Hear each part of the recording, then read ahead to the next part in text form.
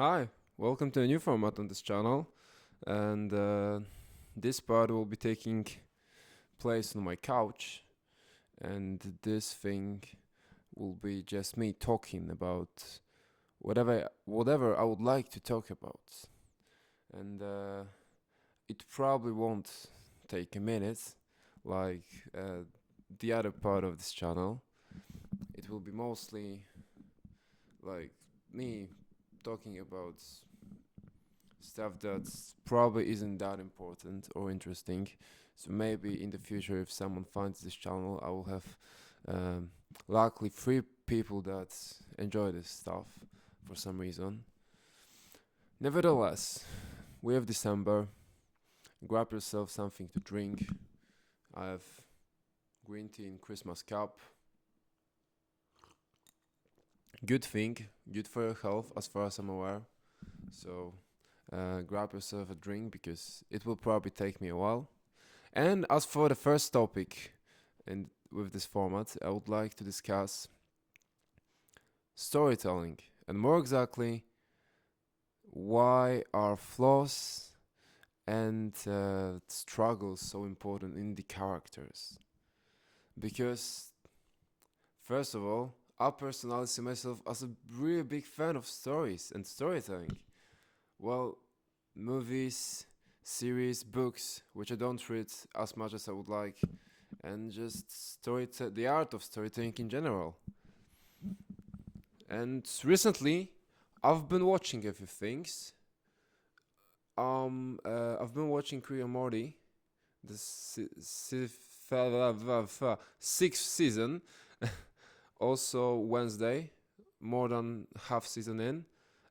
Umbrella Academy season 3. I know I'm late to the party, but also more than half season in. And it all got me thinking. I mean, Wednesday got me thinking about General Ortega, but I'm talking about the other two. I'm talking about the Rick and Morty and Umbrella Academy because in these both shows, there are so dysfunctional families in there. It is so wonderful. It's so lovely. Like, from my point of view, when you would like to write a story, a good story, and a good character, the first thing that you think of when you're writing a character is, okay, what are his flaws or her flaws or struggles or whatever past experience that is trauma that's affecting her? Because that is the most important for me. I mean, like, I would like you for now to think about your favorite movie, book, series, character, or everything at once. I mean, all of them. I'll give you a second.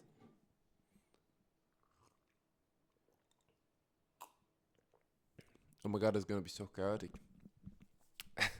Never mind. So, I hope you did what I asked you to, and well, for me, like most of it are like, wait.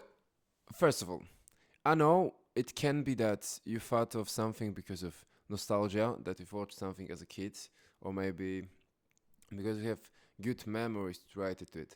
But when we simple speak storytelling, the stories that were the most emotional for us, was something that we cared the most deeply to our hearts.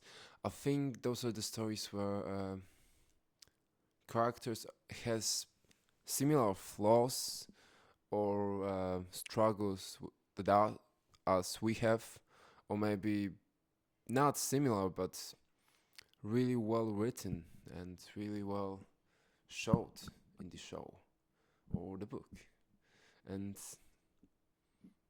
I think it is just so lovely to see your character, to see one character being at the start of the journey where they are struggling with a lot of things and they are having all those flaws. It's in the later seasons they are all overcoming it. I mean, for example, with Rick and Morty, uh, in the first seasons, well, Rick was just, I mean, he's all powerful. Like, yeah, he can do anything. But later on, we are proved time and time that he isn't this all godlike powerful sometimes, and also that what we learn at very beginning is that he's really quite like a flawed person with a lot of trauma and pain inside his head, and also not really the people person that would be really liked for others and be nice to others. And seeing how right now in season 6 he is trying to change, he's trying to be better, he's trying to be good. Like in 8th episode, he just his whole arc was first of all changing, and second of all doing something good without wanting something in exchange, doing something good just because he felt something and would like to help, would like to make things better. It's amazing. Like, if we had, I mean, for example, I think if we had this story like it was first season or whatever, and this is this character from the beginning, well, like, okay, he's he's just a good person. It just feels nice to watch. But it was so much more impactful and nice when we see where he came from. We can see the journey that he went through. It's amazing. I love it. Also, like, I think the rest of the family is. I mean, by now, pretty much everyone has changed and went through some development.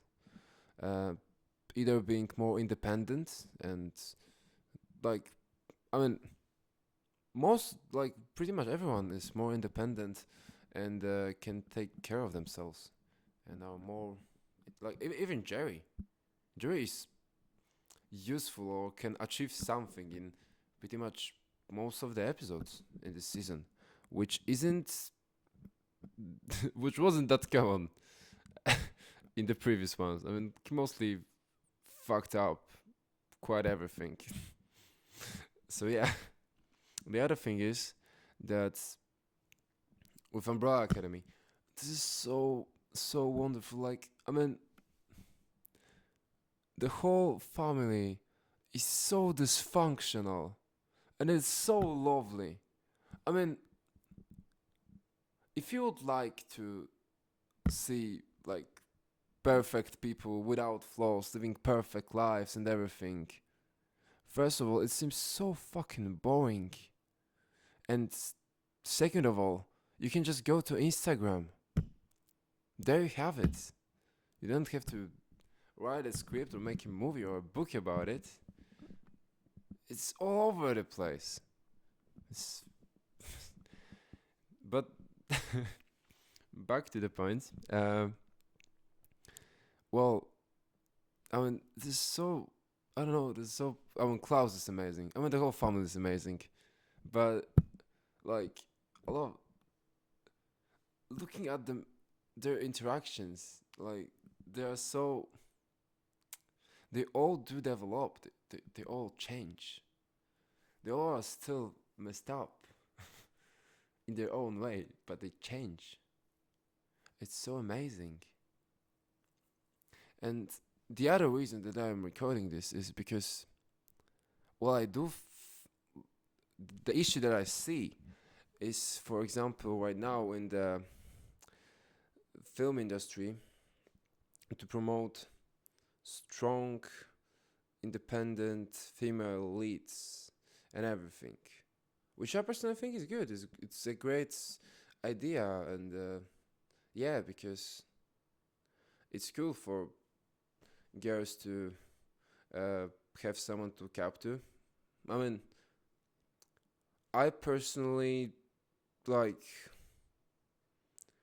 don't need the character to be the same gender as me or like look similar to me to uh, feel really connected to them as a person. But I know that representation and empowerment is good. But I don't think the way it is done is the best way, because there is a lot, like, putting in to write the woman as this, like, she goes in, she dance, she can do everything right, she's the best, she can do everything, and it's like I don't know, it's kind of like a Superman, but without kryptonite of some sort. Like, they go in. A good example is Ray Skywalker from Star Wars. Other, I guess, is She-Hulk, from what I've heard, because I didn't watch it, but seems like it. Or Captain Marvel, which I also didn't watch, but from what I heard, it is like this.